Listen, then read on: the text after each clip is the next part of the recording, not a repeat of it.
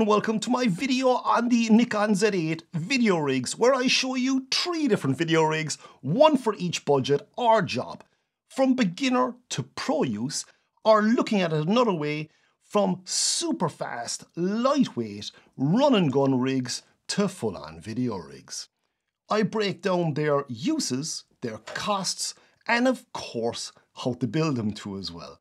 So if you're looking for a video rig on a budget, or if you want to set up a great full-on rig, then I've you covered in this video. I will also be putting up another video on the audio setup I use with the Nikon Z8 and these rigs, where I will have, again, different options and budgets included, so watch out for that one coming soon.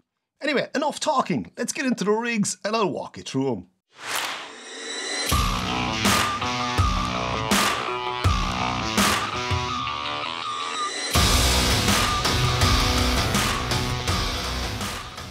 Before I go any further, I should also mention this video is clearly broken into chapters and I have all the parts listed with links to them, even including a few discount codes too as well to save you some money in the description below. There are also links to more detailed reviews of most of the parts of these video rigs in the description down below too as well again. The backbone to any video rig has to be the camera cage, as that's what holds it all together, and getting the right one is vital. My preference here is the Neewer CA041 camera cage. Now I also own the small rig camera cage, but I now much prefer the newer one for a few different reasons, which I go into in my in-depth Nikon Z8 camera cage review. Again, link in the description for that one if you want to watch it afterwards. But basically, the Neewer CA041 cage has 2 Nato rails, whereas the small rig has only 1. The Neewer cage also comes with these handy side clamps too as well to help with strain relief on the HDMI and USB sockets. And this also helps to pull heat or suck heat away from the camera too as well. And if you want to know more about how to keep your Nikon Z8 running cool, I have a video in the description down below, again on that too as well. The Neewer CA041 camera cage is also cheaper, and as there is no difference in the build quality between the two, that completely seals it for me, and it has to be the Neewer cage for me going forward, and it's the one I recommend. As I already mentioned, I have all the parts in this rig listed in the description down below, so there's no need to panic and start writing down part numbers as I'm guiding you through this build. I should also mention that Neewer have given me a 21% off discount code, which is HAZE21, which you are free to use to save yourself even more money.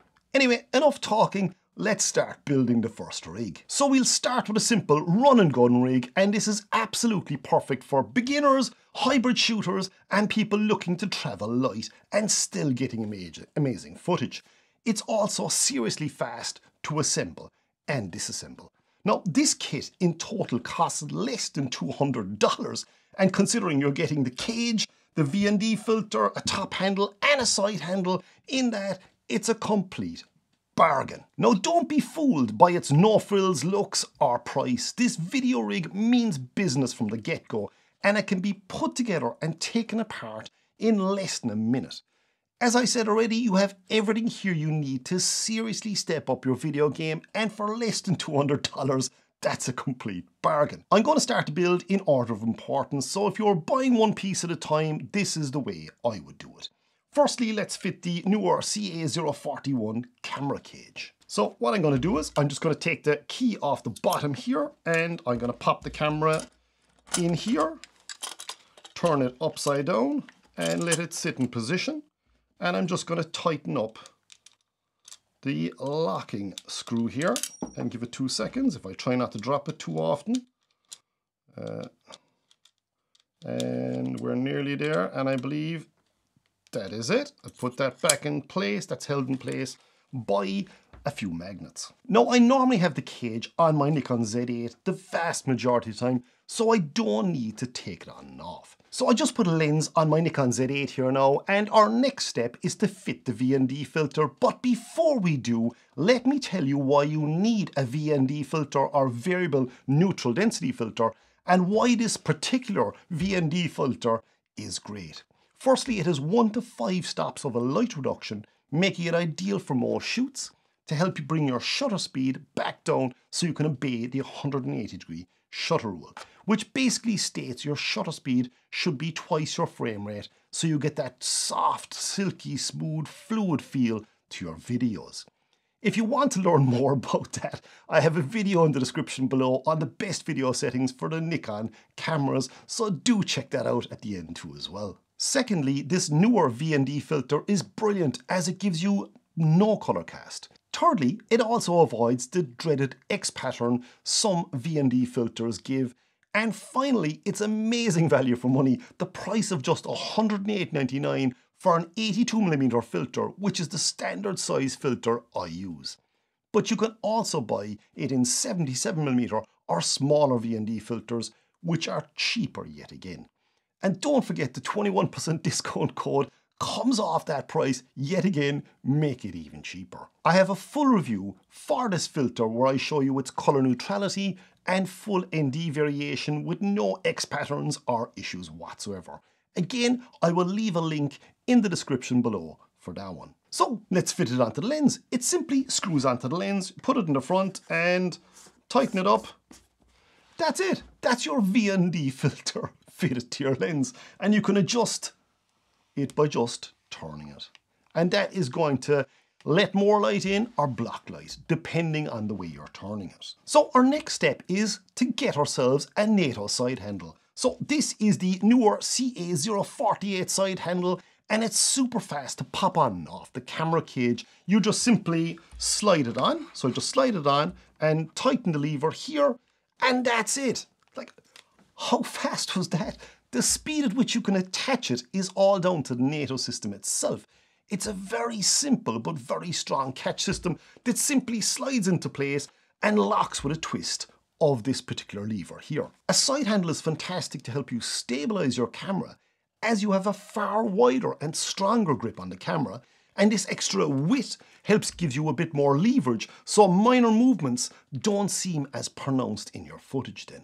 Next then we have our top handle, and this is the Neewer CA008 Nato top handle, which again just simply fits onto the Nato rail on the cage and the locking lever to tighten it up along then again. But if you have a camera cage already, like the SmallRig Z8 cage I have here, which doesn't have a top Nato rail, don't worry, because this top handle actually comes with a little Nato rail bracket, which simply screws onto the top and then you can lock it in position like that. So let's pop on the Nato top handle. Simply slide it in place and then tighten up the little lever, and that's it. It's locked in place, job done. Now, a top handle is great for those low angle camera shots. So you're standing up and you want to drop it down, you get a nice low angle camera shot, or even if you're walking with the camera and you have a slightly lower camera angle that you want to achieve, they're absolutely fantastic for that. Now, as I mentioned already, this is perfect for run and gun shooting, and this is also perfect for hybrid shooters and beginners because it is so incredibly fast and simple to take apart and go back to your normal photography kit if you want to. So I can literally just open that screw there, take that off, open the lever here, take that off, and unscrew my V&D filter and give it 2 seconds. I'm not rushing with this, but that's it, I'm done. All of a sudden, back to a normal photography camera again. And if I want to put it back on, I simply pop on the V&D filter, tighten that up, put my Nato handle on, and then lock it in place. And as you can see, I'm not stressing about this. I'm not rushing. And I'm just popping this in here and tightening this up along again. And that's it. We're back to our full video rig. Look at that. That is simply incredible. You can go from being a photographer to a videographer in a matter of seconds. I didn't even time that. I'm guessing if you really want to do that incredibly quickly, you'd probably do that in under 15, 20 seconds, which is mind-blowingly fast. So this is absolutely fantastic for hybrid shooters, beginners, and people who need a really light run and gun rig. I personally use this kit a lot now when I'm out on a photography shoot, as a good few of my clients are looking for behind the scenes video clips and short clips for web and social media use. And this is perfect. It just takes seconds. Now you can of course build onto this rig as you develop. And personally, the only other item I use here that isn't included in the kit I mentioned so far is the Neewer F500 field monitor. So this is the fella itself, and what I basically do is I just slide it onto the cold shoe here and lock it in position and just run a HDMI lead down to the HDMI socket on the camera, and then I can see exactly what's going on. So it's brilliant for those low angle camera shots and the fact that it's a bigger display too as well. So there's also a few other advantages I'll get into in a second. The other thing you can do with it is you can actually pop it onto the cold shoe mount here on the side handle, which is brilliant if you're shooting higher angle shots and whatnot. You can see that quite clearly there then. Or if you want to look at it at eye level, you're looking straight into the monitor itself. The Neewer F500 is my default field monitor now, as it has an oscilloscope, vector scope, false color, focus peaking, and it also has sound FL bars, so you can easily confirm your audio is not only working, but at the right level. So it's incredibly handy. And the super bright IPS display really helps then too as well. So this is Video Rig number 2, and this is the slightly more advanced model. And again, we're with the Neewer CA041 camera cage. We have the top handle, Nato top handle, and Nato side handle. We also have a matte box. We have the F500 monitor and a diffusion filter. So let's quickly pop on the Nato top handle, which is again exactly the same handle as I used in kit number 1.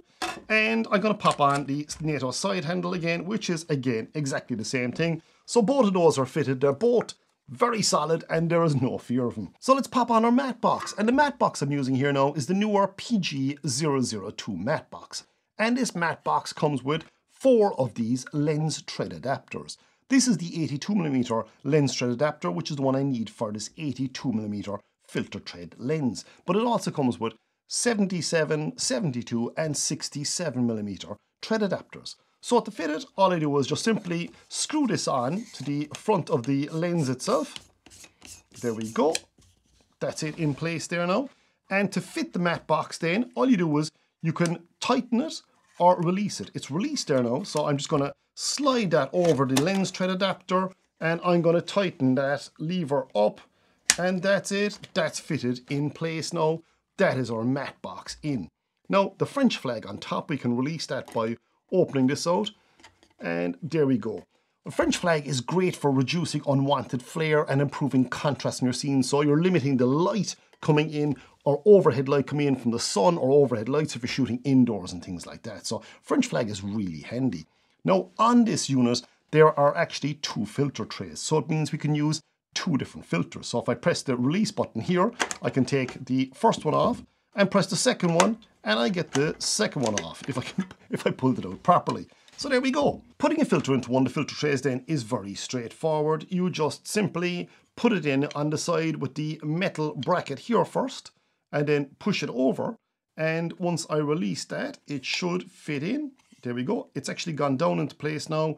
And once I tighten this up, there's a small little plastic lip comes over here so the filter can't come out. And the filter is actually locked in place there now. So that's the filter in the tray. Then fitting the tray to the actual matte box itself, what we do is there's a lip along the bottom here, which lines up with this lip here. So I simply pop this in on the bottom first, and this slides over, and then click, that's it, locked in place, and we're ready to go. Probably put fingerprints all over this now while I'm demonstrating it. I normally don't do that. But that's how you put on an ND filter on this unit itself. And again, with the actual F500 field monitor, it can go in the cold shoe mount on top here, or you can position it off to the side then too as well if you want. So it'll actually fit on the cold shoe mount on the actual side handle. If I can put it on, yeah, there we go. And it's in place there now. And as you can see, that's a beautiful rig already. And to think you can get this video rig for under $400 is completely nuts. So this video rig not only looks more professional, but it will also give you more professional results. The French flag is hugely beneficial on its own, but combining that then with the likes of the 2 filter trays, so you can use diffusion filters too as well. So you can use a soft white or a warm gold, or you can use a black super mist diffusion filter. That is fantastic. That is going to really help you step up your video game dramatically. And then obviously being able to use ND filters or special effects filters in the other filter tray is a huge bonus. You can use the newer ND filters and diffusion filters, or you also have the option using the likes of the Format High-Tech, Farquest Ultra, Cinema filters, and their awesome range of diffusion filters too as well, of course. Now, if you're not using diffusion filters, then this could be the one thing you are seriously missing in your work. Diffusion filters take all that raw digital pixel popping, kind of slapping across the face detail out of it. And they slightly soften the image. They add lovely halation or bloom to your lighting, and they are also available in different variations that will add a slight sun-kissed or cool effect to your footage. I have a few videos in the description below where I explain diffusion filters a bit more if you want to learn more about them. But again, as I say, for under 400 euros, you're getting a serious looking rig here now with a great monitor, matte box and the extra handles too as well, of course. Video rig number 3 is my mother of all video rigs, and honestly you can do nearly anything you would ever want to do with this video rig. So again, we're using the Neewer CA041 camera cage to hold the whole thing together. And we're going to use our same side handle here, our Nato side handle. So I just pop that on, and we're going to pop on our Nato top handle again, the same as the previous videos. Again, these are all linked in the description down below. Next, we're going to add our monitor, which is the Neewer F500 field monitor. So I'm just simply going to pop that onto the cold shoe mount above on the top of the actual top handle itself. So then we're going to fit our Neewer PG002 mini matte box. So again, 82mm lens thread adapter just simply slides on, and I'm going to mount this over, just make sure it's kind of level, and then boom, pop that in place, and that's it. And as you can see, it's building together nicely already. So the next thing we want to do is we want to pop it onto our shoulder rig. So, and for this then we have our Arca Swiss mount here. So I'm going to pop this in here and tighten this up, and boom, there we have it. That's all fitted onto our shoulder rig. So we can pop this up now, and bang, there we have it. And again, one of the things you'll notice here is when I pop it onto my shoulder, the F500 monitor is a bit too high, and that's the beauty of this. I can simply move this down and pop this onto the cold shoe mount of the actual side handle, and bang, there we have it. That's in front of my face, and I can film away comfortably then. Next, we come to the power source for a rig, and in this rig I use a V-mount battery to power the camera and the monitor. So I'll be adding a V-mount battery plate onto the shoulder rig itself, and this just means you can simply pop the V-mount battery on and off just by the press of a button here on the side. Pop it on and off. We have all our connections on the side, including USB PD, 12 volt, 8 volt outputs, so I can power the monitor directly via a 12 volt output, and I can also power the camera if I want, even through a D-tap going with a dummy battery inside the Nikon Z8. But what I personally prefer to do is I prefer to power it through USB PD, for the simple reason being is if I've everything connected up, I can simply unplug the USB port and the camera powering option, and then just open off my Arca Swiss mount, and all of a sudden I've a light handheld unit again, rather than have to pull out dummy batteries and put another battery in and whatnot. I just prefer using it that way. But that's just my own personal preference. But as I say, the Neewer dummy battery to D-tap connection actually works perfectly on the Nikon Z8 too as well. So how do we fit this to the rig? Well, as you can see, there's two 15mm rod slots here. So what I basically do is I just need to, if I pop this around, I will just take off the two end caps here. So there's one there and one here. Just remove both of those, release this fella here, and that will let that slide off, and I can just pop this in. I'll turn it the other way around because that's the way I want it. Put it on like that, put this back on along again and tighten that up. There we go. And I can put this roughly in position, we'll say somewhere there now for argument's sake. Pop that on. Just run my cables then to the actual camera and to the monitor, and I can pop on my battery here then. Boom. And there we go. We're ready to go from there. So that's how simple it is to mount the V-mount battery on there.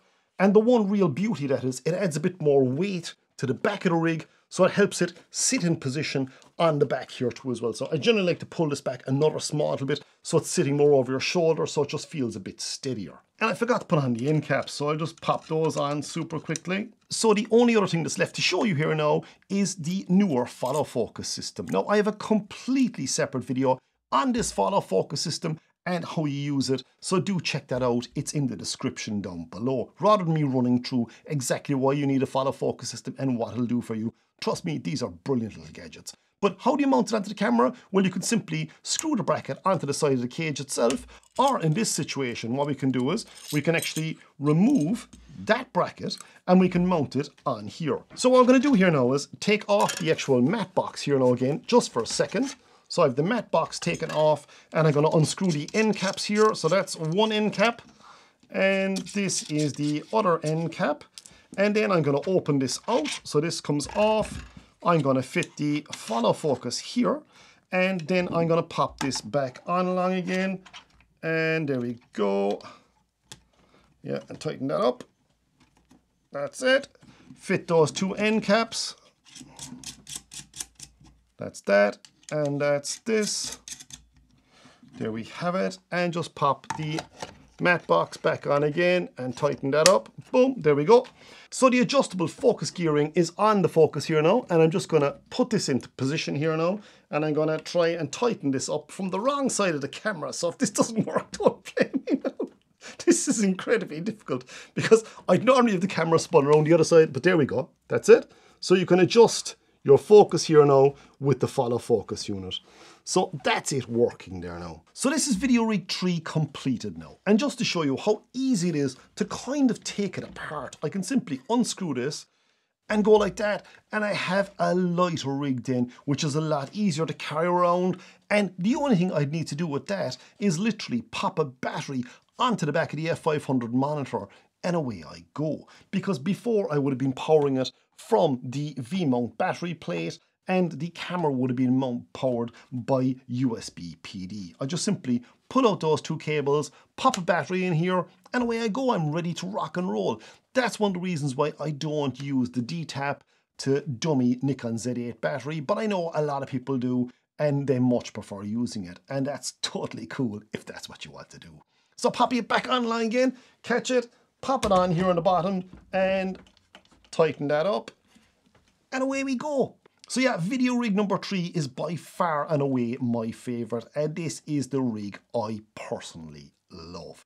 Now, in saying that, they will all produce amazing results for you. I hope that helped you. And please do remember, you can build these rigs slowly and piece them all together then. And as always, if you have any questions, please feel free to ask them. And see you out there, or see you in the next video.